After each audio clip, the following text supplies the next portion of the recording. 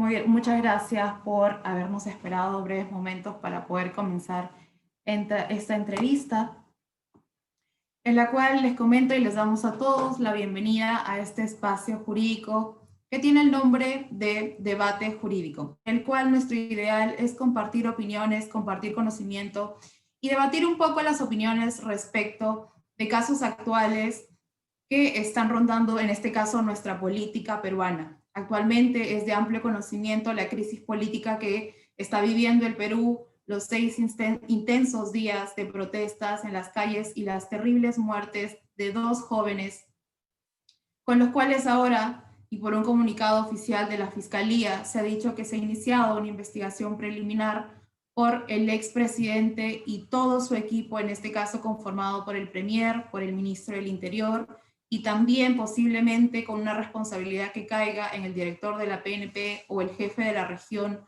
policial de Lima. ¿Por qué delitos? Al parecer por homicidio calificado, lesiones graves y las desapariciones forzadas de personas que hasta la tarde quedaban 2 personas aún por ubicar. Entonces, un poco el tema a tratar hoy día con el doctor que nos acompaña, Iván Montoya Vivanco. Doctor, muy buenas tardes, bienvenido. Primero agradecerle por haber aceptado esta invitación para este espacio de entrevista y este espacio de compartir opiniones. Y primero agradecerle también a todas las participantes y participantes que se encuentran ahorita siguiendo la entrevista en nuestro canal de Facebook o en nuestra plataforma Zoom. Entonces, la idea sería conversar un poco sobre la viabilidad del proceso penal contra estos funcionarios, sabiendo que es una responsabilidad solidaria, ¿no? Si es viable este proceso, viendo las circunstancias y viendo también el impacto, sobre todo social, que ha tenido la muerte de estos 2 jóvenes. Eh, Ante todo, muchas gracias por la invitación. Em, eh, Atendiendo a tu pregunta, eh, para poder comprender la posibilidad de avanzar en investigaciones, en este caso dirigidas a altos funcionarios que ocuparon la presidencia de la República transitoriamente, durante el cual se han producido estos lamentables sucesos de muertes, heridos y, según se reportan, también algunos desaparecidos. Felizmente varios de ellos, o muchos de ellos, ya han aparecido. Hay que tener en claro dos cosas, ¿no? Una es que desde el momento que el señor Merino toma juramento y asume la posición del gobernante o de jefe de Estado y jefe de gobierno, y desde el momento en que el primer ministro también lo hace, y también el ministro del Interior, es una línea que asume, en principio, una posición de garante general de protección de los derechos de las personas y de la seguridad en el país, ¿no? Entonces son los que asumen en ese momento esa posición. Y en segundo lugar, también habría que notar, y eso creo que será materia seguramente de las investigaciones a las que has hecho alusión por parte de la Fiscalía, el grado de previsibilidad de la situación de riesgo que se gestaba, uno, con la vacancia, más allá de los que crean que es constitucional o no, el hecho mismo de la vacancia, el grado de riesgo que se generaba con una salida de ejercicio del derecho a la protesta y el grado también de previsibilidad que va asumiendo cuotas más altas a raíz del primer momento, el jueves, de la manifestación en la que ya hubo reportes respecto de actos vinculados a abuso en el ejercicio de la autoridad policial. Entonces, vistas las dos figuras, la posición de garante que está en cadena por parte de estos altos funcionarios y el grado de previsibilidad del riesgo que se venía generando, hay que ver bien a partir de allí qué acciones se tomaron, qué omisiones se asumieron, qué nivel de planes, operaciones, órdenes, directivas se establecieron para poder ir evaluando el grado de posible o no responsabilidad por parte de esos altos funcionarios. Creo que eso es lo que quería decir en primer lugar como premisas a tener en cuenta como repito, creo que las responsabilidades no solo son en el derecho penal, y lo saben seguramente los oyentes, comisivas, sino también omisivas, ¿no? Y seguramente esa es una línea de posible investigación que el Ministerio Público seguramente en el acopio de su información y de pruebas pueda ir construyendo, ¿no? Correcto, doctor. Claro, en este hecho de conversar un poco, entonces en los escenarios que se encontrarían el expresidente Merino, su primer ministro y el ministro del Interior, por si fueran acciones u omisiones de ellos, de provocar el uso excesivo de la fuerza por parte de la policía, ¿no? Porque se ha visto tanto en el noticiero el hecho de que no solamente fue el uso de bombas lacrimógenas, no solamente fue el uso de ternas, que al parecer eran policías disfrazados de civiles, y se debe entender que para que tú recibas una detención idónea, la persona o el policía se debe identificar como tal para poder ejercer su labor.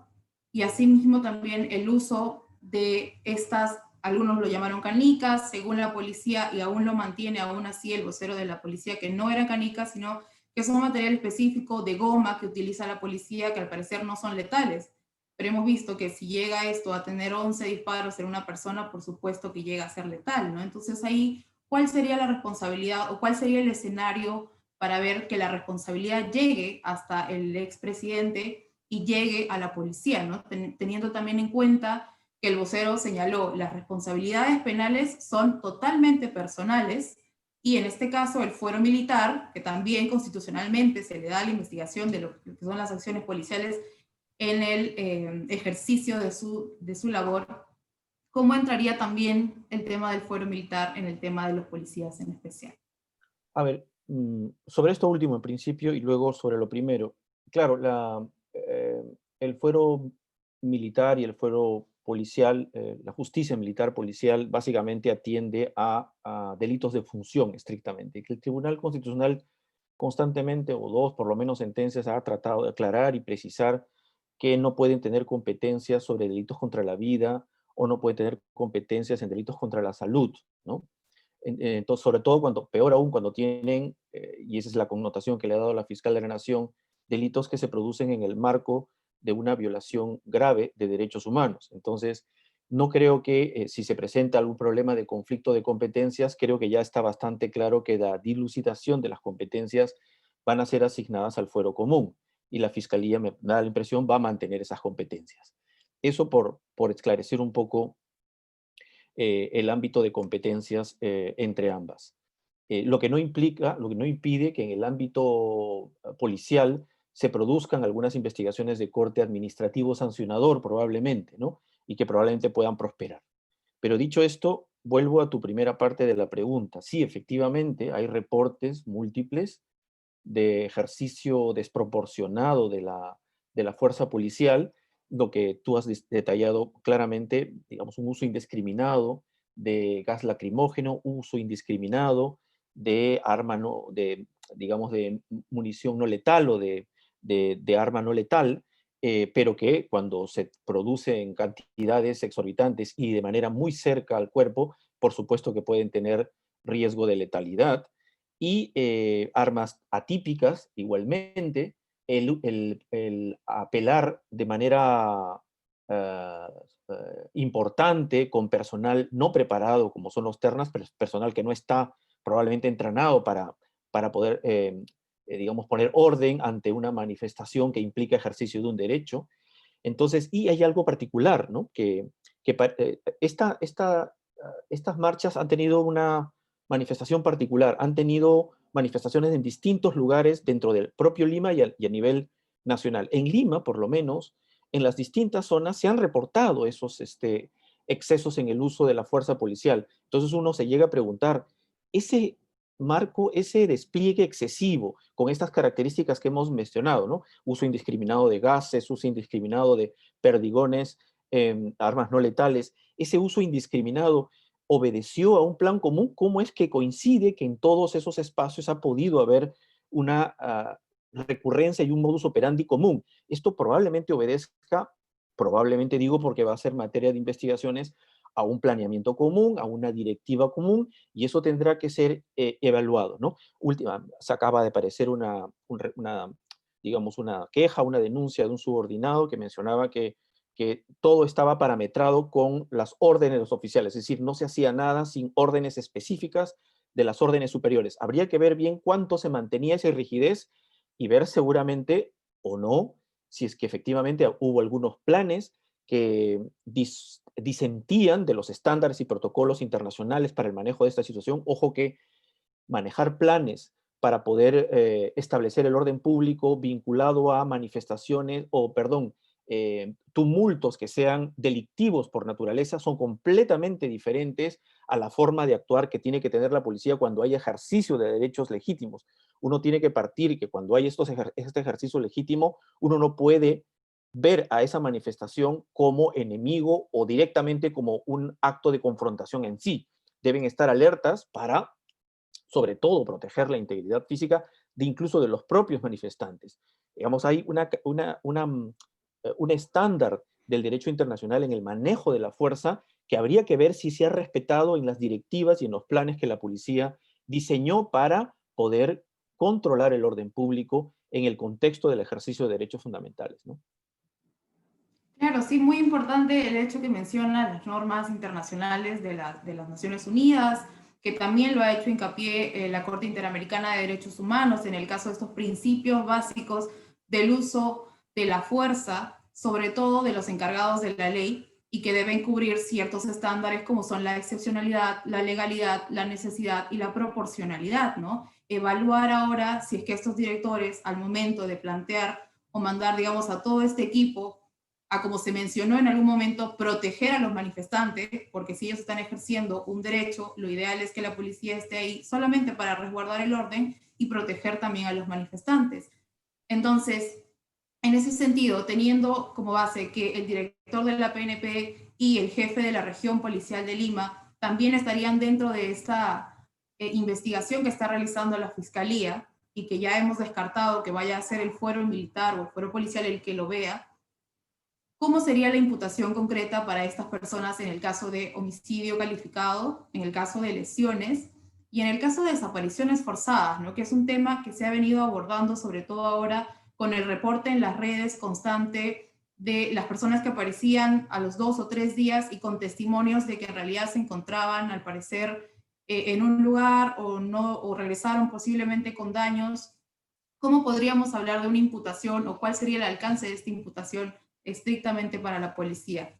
Y ojo también, ¿no? Tomando en consideración la ley de protección policial, la 31012, que fue publicada en marzo de este año, que modifica nuestro código penal, nuestro artículo 20, señalando que al parecer ellos no tendrían responsabilidad si hacen el uso legítimo de sus labores, están en el marco de la protección de la Constitución y en el marco de sus labores. A ver, sí, hay varias cosas en tu pregunta muy interesantes. A ver si lo puedo decir en cierto orden.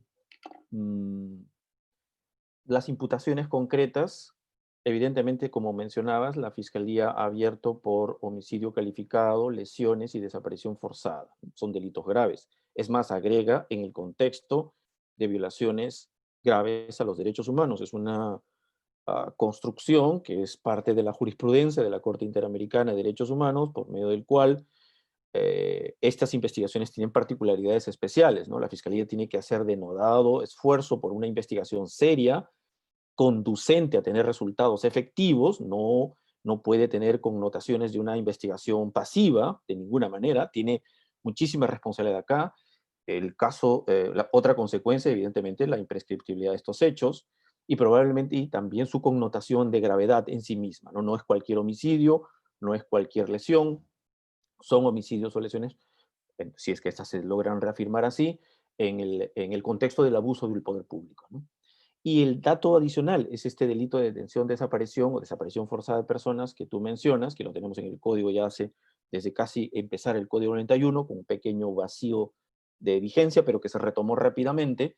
Evidentemente, sí, hay varias manifestaciones y reportes de jóvenes que fueron aparentemente detenidos, han estado algún tiempo en algún lugar y luego liberados. Si esa es la situación, si ese es el escenario, seguramente que se va a tomar declaraciones y un poco indagar en qué lugar estuvo, quién procedió a esa detención, fueron civiles, fueron policías, agentes policiales, o fueron civiles con anuencia de agentes policiales, o fueron policías con ropa de civil. Habría que ir determinando ello, pero es perfectamente posible, y eso es lamentable, ¿no? Porque yo pensaba que el fenómeno de la detención-desaparición lo habíamos dejado ya hace varias décadas atrás, o varios quinquenios atrás.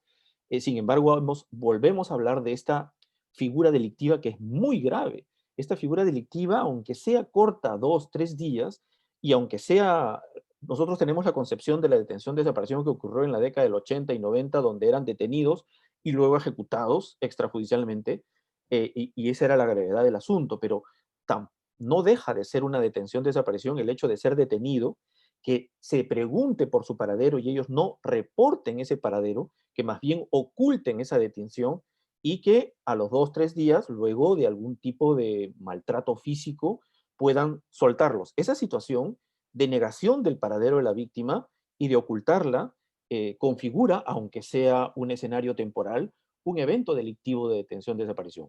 Eso es con el ámbito de la imputación concreta. Ahora, dos cositas simplemente, Leslie, con relación a tu pregunta y que tiene que ver con algo original sobre la responsabilidad solidaria de la que habla la Constitución. Es bien curioso. Algo muy fuerte en el derecho penal es que no existe responsabilidad solidaria, ¿no? Eso vulnera el principio de culpabilidad por el hecho propio. Es una referencia que hace la Constitución, habría que pensarlo para aspectos de responsabilidad civil, administrativa o política, ¿no? Pero penal tendríamos que individualizar responsabilidades, ¿no? Y en cada uno encontrar por qué tipo de conducta o por qué tipo de omisión se le puede hacer responsable a una persona por estos graves hechos producidos. Eso por un lado. Y finalmente están los tipos penales con los cuales la Fiscalía está construyendo, y probablemente en algún momento tenga que, si se pregunta si esto, sus evidencias logran reportar que llega hasta altos funcionarios, sea por comisión o sea por omisión, tiene que plantear algún marco teórico de darle forma a lo que tiene de recaudo probatorio. O acude simplemente a una imputación por omisión a la cadena de mando, o diseña lo que se ha usado ya anteriormente, esto de autoría inmediata por aparatos de poder organizado. Pero creo que es todavía muy prematuro para saber cuál es el marco teórico con el cual la Fiscalía puede ir dándole sentido a sus investigaciones. Eso depende de los hallazgos que vaya teniendo en esta fase muy preliminar, ¿no? Sí, correcto, doctor. Comprendo totalmente la respuesta y en el caso de este recordar, ¿no? Del hecho de las desapariciones forzadas, pensar que fue hace años atrás y que al parecer después de todas las sentencias que se dio, de todos los casos que se dio, parecía haber sido una página que ya habíamos pasado y por eso la Defensoría del Pueblo en su momento, cuando se realizaban las marchas y también en los comunicados oficiales de el Alto Comisionado de Derechos Humanos, la Corte Interamericana de Derechos Humanos, exigía que la policía diera una lista de las personas que estaban detenidas para hacer el match con las personas que se encontraban como desaparecidas. Ujú. Y todavía existe ese vacío de que no se sabe qué cantidad de personas estaban en la lista y ese hueco que todavía hay personas que están por encontrarse y que claro, va a ser un proceso de investigación que la Fiscalía va a tener que recabar testimonios de cómo ha sido el trato, qué pasó en ese lapso, qué pasó con su detención, cómo fue todo el proceso, porque también ahí estaríamos hablando de que la policía estaría incurriendo en una falta a su reglamento de cómo hacer una intervención y de cómo tener a una persona cuando está en custodia. Claro, y cuando está detenido siempre tiene que registrar la detención. Si no registras la detención, ahí hay una cierta manifestación de querer ocultar esa situación, y entramos al terreno de la detención-desaparición, ¿no? Que hay una serie de protocolos que hay que cumplir con un detenido, ¿no? Llamar a la Correcto. Y en ese fiscalía. sentido, también surge por la parte del público una pregunta si es que podría haber algún concurso con el delito de tortura, si es que llegando al tema de las investigaciones, recabando por parte de la Fiscalía testimonios y también con las pruebas periciales, puede llegar tal vez a una imputación de tortura. ¿Cómo, qué opinaría usted de esa postura? Evidentemente, si ha habido, como parece, por lo menos un testimonio por ahí he leído de un joven que pareciera haber sido maltratado, golpeado y dejado prácticamente aturdido. Habría que ver bien si es que seguramente va a ser muy importante el primer examen médico que le hayan practicado, en fin, su testimonio, algunas referencias de los compañeros que estuvieron con él. Y evidentemente, si existe esos golpes, esos maltratos en el contexto de una detención, es tortura y es un concurso, habría que determinar bien, yo creo que sería un concurso real con una detención-desaparición. Son hechos, digamos, que pueden situarse como de manera diferente para poder plantear un concurso real, ¿no? Son delitos que tienen desvaloran comportamientos diferentes. La desaparición forzada solo desvalora el hecho de negar la información sobre el paradero de la víctima, ¿no? Es decir, negarle su situación de personalidad jurídica, negarlo por completo y exponerlo a riesgos completos. Y la tortura ya es una aflicción, dolores innecesarios, producto de quererlo responsabilizar por algo, punitivizarlo, extraerle alguna información, en fin, cualquier cosa de los fines que contemplan, evidentemente, los tratados y nuestro Código Penal sobre el tipo penal de tortura, ¿no? Sí, sí, es un concurso, a mi juicio, concurso real, ¿no?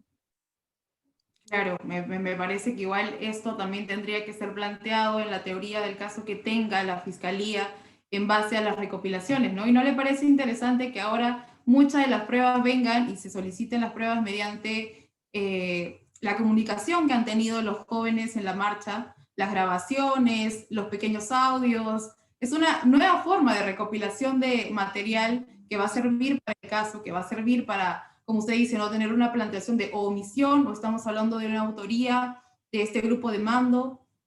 Es Sí, yo, increíble que ingresa. sí, evidentemente, sí, he tenido, me han consultado alumnos, por lo menos dos, que tienen material, uno en sus celulares. Hay otra persona que vivía en el centro de Lima, justo cerca de Quilca, por allí, y que su casa, su edificio donde vive, tiene una cámara. Ellos han reportado claramente actos en los que están los estudiantes para aproximándose y ha venido súbitamente el gaseo desproporcionado, las bombas lacrimógenas y esparcirse casi casi sin poder salir porque es una calle donde más o menos están atrapados, ¿no?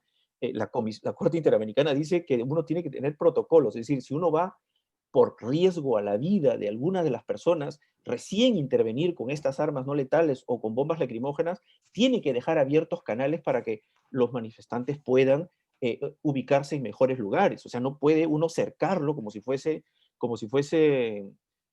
fuerzas combatientes, ¿no?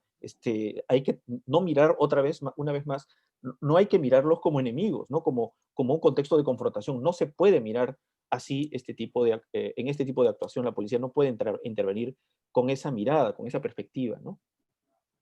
Claro, correcto, porque la idea de un gas lacrimógena es que expanda a las personas, que se dispersen, que no causen este caos y no verlos pues como es distinto, y lo mencionaba en un principio, el tratamiento de personas, por ejemplo, de una persona que haya escapado o que estamos hablando de personas que ya tengan una condena por algún delito. Entonces, y para ya terminar esta hermosa entrevista, el tema de la Constitución, ¿no? Nos ha tenido en vela por el tema de la incapacidad moral, ahora en la vacancia a Vizcarra, ahora en la sucesión de Menino y ahora en la juramentación de Sagasti. Y todavía el TC tiene que manifestarse, y lo ha dicho que lo va a hacer, sobre el tema de qué se entiende por incapacidad moral, ¿no? Pero también entonces tendríamos un tema más que investigar, un tema más que examinar, que es esta responsabilidad solidaria. Y si el derecho penal, por supuesto, no acepta y no permite una interpretación de extensiva como un término que, si bien viene de nuestra norma máxima, podría o no ingresar al derecho penal, ¿no? ¿Cuáles serían sus opiniones respecto de ello?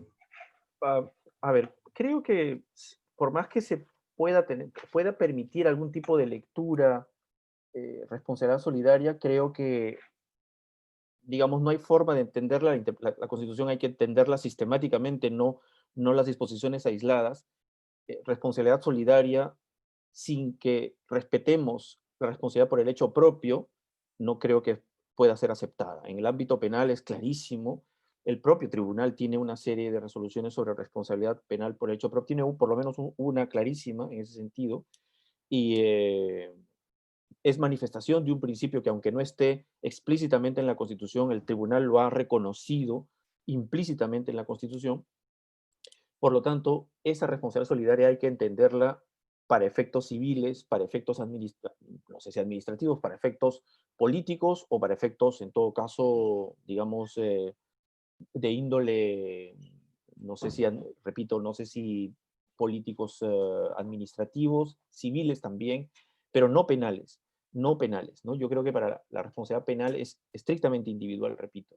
Y hay antecedentes de cómo entender, por ejemplo, en la Constitución existe una definición de funcionario público y hay unas exclusiones de funcionario público, ¿no? Y uno diría, pero la Constitución dice que estos no pueden ser funcionarios públicos. Me acuerdo que, no sé si un artículo en la que habla de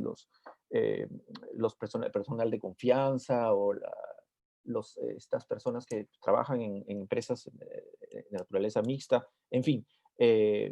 Pero nunca se ha entendido para el derecho penal que estén fuera de la responsabilidad penal. Es bien curioso, ¿no? El derecho penal tiene su propia forma de leer y, de alguna manera, da un sentido específico o coloca en su lugar el enunciado constitucional que confronta con otros principios constitucionales. En este caso, no tengo problemas en entender que la responsabilidad solidaria es solo para otros fines, pero no para la responsabilidad penal, ¿no? Que es estrictamente individual.